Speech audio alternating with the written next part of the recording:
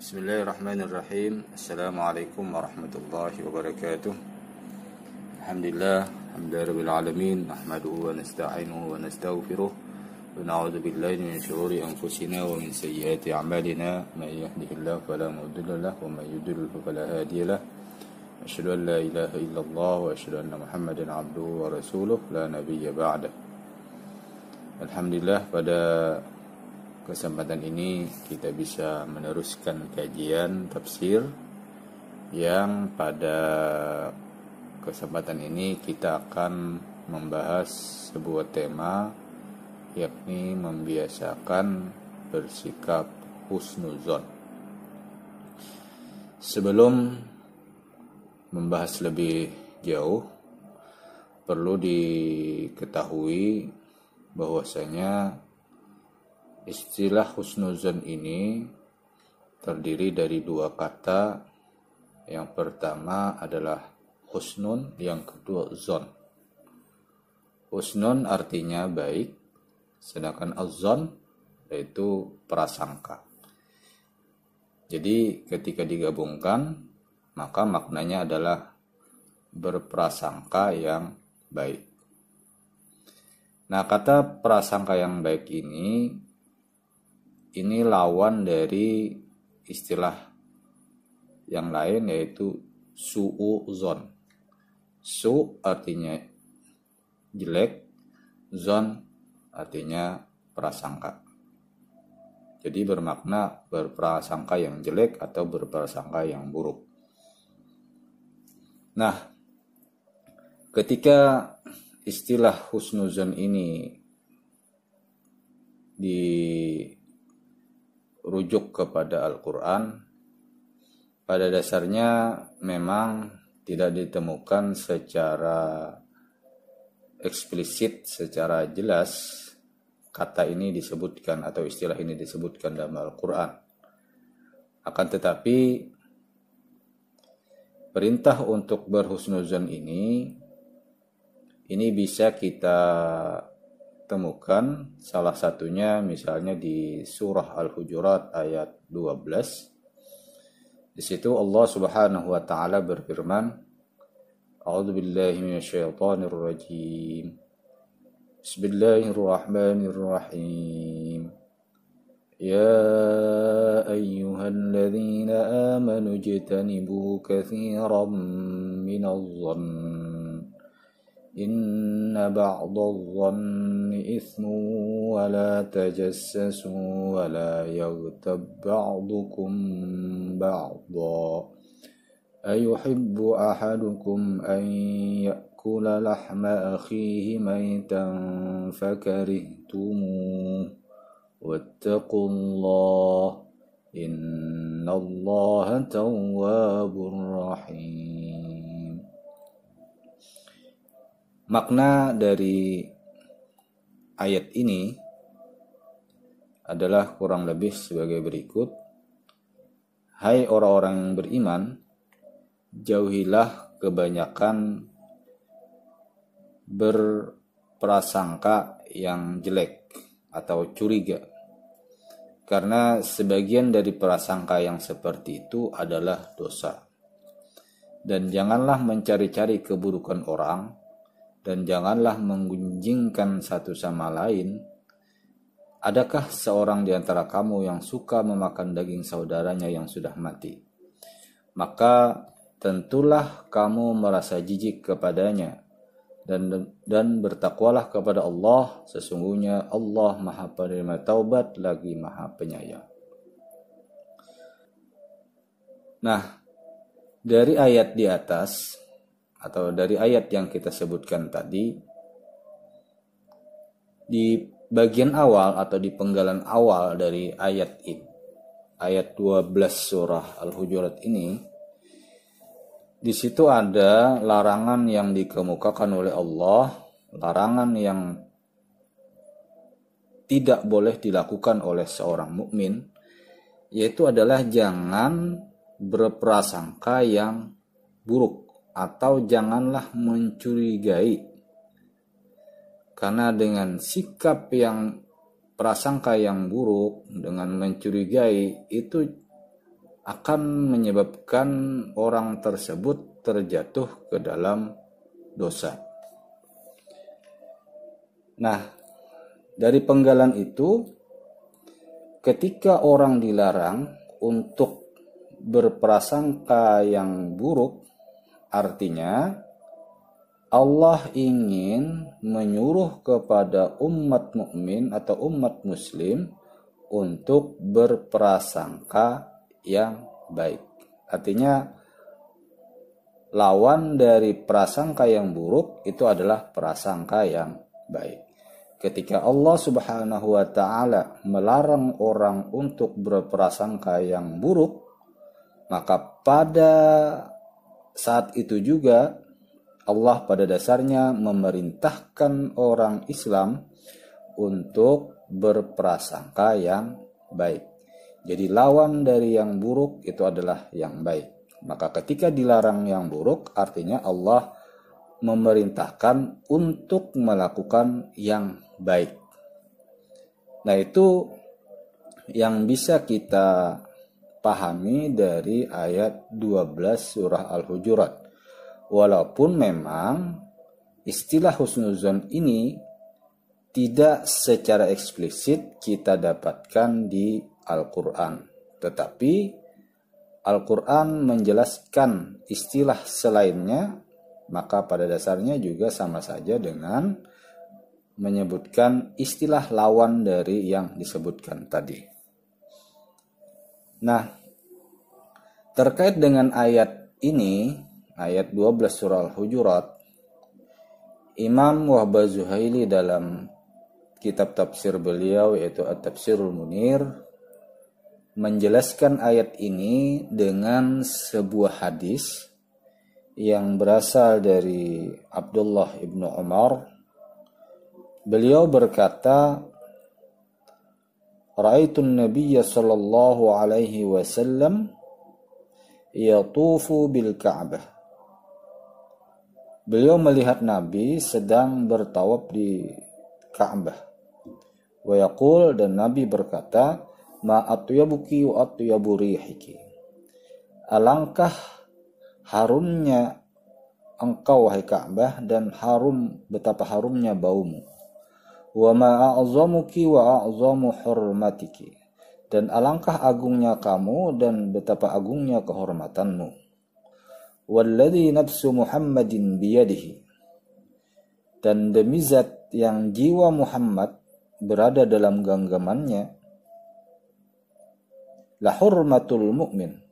Lalu Nabi menyebutkan la hurmatul mu'min, kehormatan seorang mukmin, a'zamu indallahi ta'ala hurmatan mink. Kehormatan seorang mukmin itu lebih besar di sisi Allah dibandingkan kehormatanmu. Maluhu wadamu, berikut juga hartanya dan darahnya. Wa yadhunna bihi illa khairan. Dan hendaklah berprasangka dengan orang mukmin itu hanya dengan prasangka yang baik.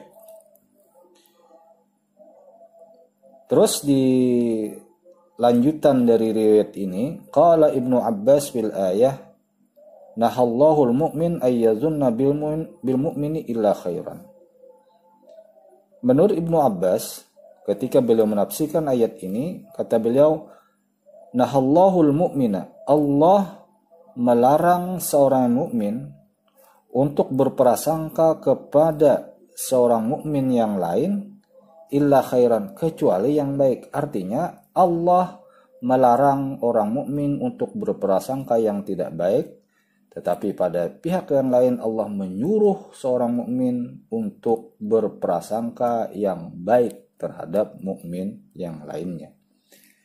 Nah, itu yang disebutkan oleh Imam Wahbah Zuhaili terkait dengan penafsiran ayat ini. Selanjutnya ada hadis lain yang beliau sebutkan, dan ini menguatkan dari hadis-hadis yang telah disebutkan. Qala Rasulullah sallallahu alaihi wasallam, iyyakum wadh-dhann fa inna dhanna akdzabul hadits. Nah, di sini disebutkan iyyakum wadh-dhanna. Hindarilah prasangka yang jelek. Fa inna dhanna akdzabul hadits. Karena berprasangka yang jelek, berprasangka yang buruk itu adalah sedusta-dustanya percakapan. Nah, ini artinya dengan hadis ini Nabi melarang orang untuk berprasangka yang jelek. Dan lawan dari prasangka jelek artinya Nabi menyuruh kepada orang mukmin untuk berprasangka yang baik terhadap orang yang lain. Dan lebih terkhusus itu adalah harus berprasangka yang baik terhadap orang mukmin. Nah, selanjutnya ketika kita mampu berhusnuzon, atau dalam istilah lain husnuzon ini bisa dimaknai dengan berpikiran positif atau positive thinking.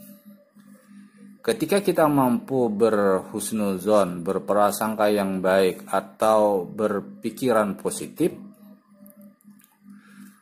maka ada banyak manfaat yang kita dapatkan. Yang pertama adalah kita akan mampu mengelola stres dengan baik. Kita selaku manusia, kita seringkali dihadapkan dengan berbagai macam masalah. Nah, ketika kita dihadapkan dengan berbagai macam masalah, kita terkadang mengalami tekanan atau dalam istilah lain stres. Akan tetapi, ketika kita mampu berpikiran positif, kita mampu berpikiran yang baik, maka stres atau tekanan yang seperti ini akan mudah atau akan segera diatasi. Karena kita mampu berpikir dengan jernih, mampu berpikir dengan baik, mampu berpikir dengan positif. Akan tetapi, ketika ini kita tidak kendalikan dengan pikiran-pikiran positif, maka stres ini akan berlebihan. Ketika berlebihan, maka itu akan menimbulkan kondisi depresi. Maka ini akan sangat berbahaya bagi diri kita. Selanjutnya, yang kedua, ketika kita mampu berpikir positif, maka dengan pikiran positif ini adalah identik dengan ketenangan dan rasa percaya diri yang tinggi. Apabila jiwa kita lebih tenang, maka sistem tubuh juga dapat bekerja dengan nyaman. Aktivitas atau pekerjaan bisa dikendalikan oleh sistem kendali tubuh. Pikiran negatif menciptakan kebencian, kecemasan, menjauhkan diri dari situasi yang tenang dalam hidup. Orang dengan pikiran negatif biasanya sering dapat membuat kerja tubuhnya tidak maksimal. Dan itu akan berdampak pada berbagai macam masalah kesehatan fisik. Orang yang bawaannya marah, tidak sabar, negatif dengan lingkungan, dia akan cenderung memiliki tensi darah yang tinggi. Kondisi kejiwaannya akan mempengaruhi kondisi fisik secara langsung. Dan jika ini berlangsung terus-menerus, akan mengakibatkan munculnya berbagai macam penyakit kronis. Misalnya, penyakit jantung, stroke, dan lain-lainnya. Dan yang ketiga, manfaat yang bisa kita dapatkan adalah kita akan mempunyai jiwa yang lebih bersemangat. Orang yang selalu berpikiran positif akan memiliki semangat yang lebih tinggi dalam menjalankan pekerjaannya. Dalam pekerjaan setiap hari, itu akan diawali dengan semangat penuh karena dia semangat dan keyakinan bahwa hari ini akan berjalan dengan baik seperti hari-hari sebelumnya. Dengan begitu, dengan semangatnya pula dia akan mempersiapkan hari-harinya dengan baik ketika dia mampu berpikir dengan pikiran yang positif. Itu diantara manfaat ketika kita mampu berpikir positif. Terus bagaimana cara untuk membiasakan kita berpikir positif atau berprasangka yang baik? Nah, paling tidak untuk membiasakan ini, ketika kita misalnya berinteraksi dengan orang atau kita bergaul dengan orang, yang pertama adalah misalnya ketika ada orang datang kepada kita, maka yang perlu ditanamkan pertama adalah melihat niat baiknya. Jangan melihat niat buruknya. Tapi yang perlu dilihat itu adalah niat baik. Misalnya ketika orang ada datang kepada kita, maka kita lihat niat baiknya. Misalnya adalah dia datang kepada kita dengan tujuan untuk silaturahim, untuk menyambung tali persaudaraan. Nah, itu kita melihat niat baiknya, bukan mencurigai nanti misalnya dia datang nih mau ngutang misalnya, atau dia akan minta makanan misalnya, atau dia datang nih akan menyusahkan kita. Tidak, tetapi kita melihat dari sisi baiknya. Misalnya dia ingin bersilaturahim dengan kita karena misalnya sudah lama tidak datang kepada kita. Terus yang kedua, ketika kita berhadapan dengan orang lain, kita harus melihat sisi baiknya, sisi kebaikan yang ada pada dalam dirinya. Memang dalam jiwa seseorang, dalam diri manusia, memang banyak terdapat kekurangan dan juga kelebihan. Setiap orang ada mempunyai kelebihan dan ada kekurangan. Nah, untuk menanamkan prasangka yang baik terhadap orang, maka kita harus ketika bergaul dengan orang, kita melihat sisi baik dari orang tersebut. Misalnya, orang ini misalnya rajin bekerja, atau orang ini rajin sembahyang, atau orang ini misalnya rajin belajar. Nah, kita lihat sisi-sisinya, walaupun mungkin di sisi lain dia mempunyai kekurangan-kekurangan, tetapi kita tidak melihat kekurangan itu. Yang kita lihat itu adalah sisi kebaikannya, sehingga ketika mampu kita melakukan ini akan menumbuhkan dalam sikap kita, yaitu kita akan berprasangka yang baiknya saja kepada dia, tidak berprasangka yang jelek terhadap dia. Yang ketiga adalah kita menghargai, bukan mencerca atau menjelek-jelekan dia.